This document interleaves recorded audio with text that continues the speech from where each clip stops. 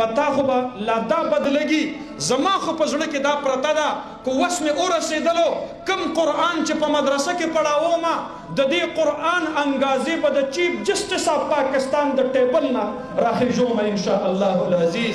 زما خو په زړه کې دا ارمان پروت دی ای د جومات په تاخونو کې پروته زما مظلومه قرآنه اویا کاله په پاکستان کې د نورو کتابونو د لاندې پاتې شولې، اویا کاله په پاکستان کې د فرنګي د نظام په زنځیرونو کې بند پاتې شولې، د زنځیر دا کړۍ په درنه ماتومه انشاء الله العزیز.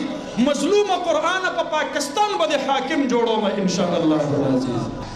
تی زما مدرسه کې نه برداشت کې او زه مدرسه یادې زه به د پاکستان په عدالتي او معاشي او سیاسي نظام باندې حاوي کوم انشاء الله العزیز.